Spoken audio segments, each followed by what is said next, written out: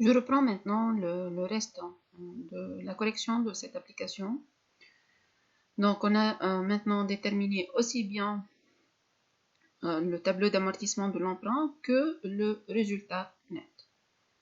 La troisième étape qu'on a présentée au début, ça va concerner quoi? Donc, qu'est-ce que ça va concerner? Le calcul de la CAF. Donc, la CAF, c'est quoi? C'est, tel qu'on a précisé auparavant, c'est le résultat net plus charge non décaissable moins produit non encaissable. Au niveau de cette application-là, on a une seule charge non décaissable et un seul produit non encaissable. Charge non décaissable, c'est l'amortissement. Mais quel amortissement, s'il vous plaît? Donc, je vous ai précisé avant qu'il faut toujours faire la distinction entre amortissement sur investissement et amortissement sur emprunt. Donc, l'amortissement ici, comme étant une charge non décaissable, c'est bien l'amortissement sur investissement. Et on a aussi une plus-value de cession. Plus-value de cession. Donc, cette plus-value, c'est un produit, mais c'est un produit non encaissable. Donc, c'est moins cette plus-value sur cession. Donc, pour commencer le calcul de la CAF, le premier élément, ça concerne bien le résultat net. Dans le tableau précédent, on a déterminé ce résultat net. Les valeurs sont les suivantes.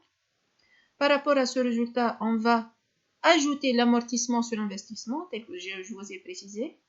L'amortissement sur investissement, il est égal à 500 dinars annuellement, de N plus 1 jusqu'à N plus 5. Ce qu'on a fait en fait en termes mathématiques, 2500 sur 5. Et concernant la plus-value de cession, elle est égale à 250.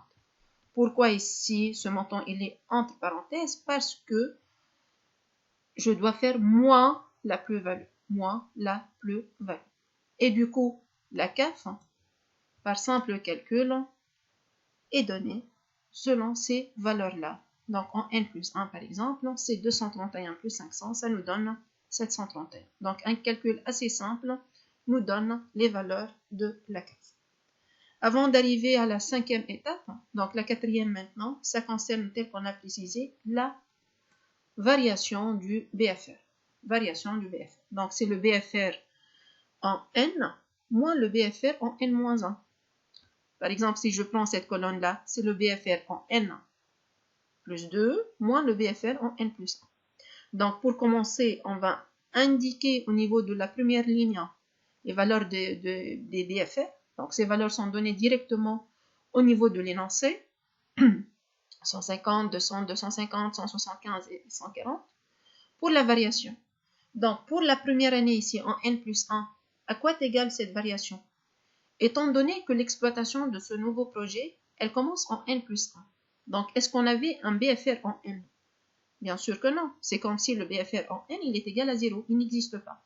Et du coup, la variation du BFR en faisant le N moins le N-1, donc l'année en cours moins l'année précédente, on va retrouver pour N plus 1, 150. Si on va faire de la même façon pour N plus 2, donc qu'est-ce qu'on va retrouver ici dans cette cellule-là? Mathématiquement, on doit faire 200 moins l'année précédente, 150, donc on va retrouver 50.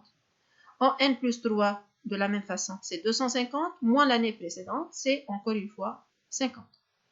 Pour N plus 4, qu'est-ce qu'on remarque ici? Que le BFR, il a diminué. Donc, il a passé à 175. Donc, 175 moins 250, on va retrouver moins 75. Et en fin de compte, on va retrouver moins 35. Donc, le calcul n'est pas difficile du tout. Donc, il faut faire le BFR de l'année en cours moins le BFR de l'année précédente. OK? On va passer dans la dernière vidéo maintenant. Bien sûr pour cette séance, à présenter le plan de financement en fonction des différentes étapes préliminaires qu'on a déjà présentées.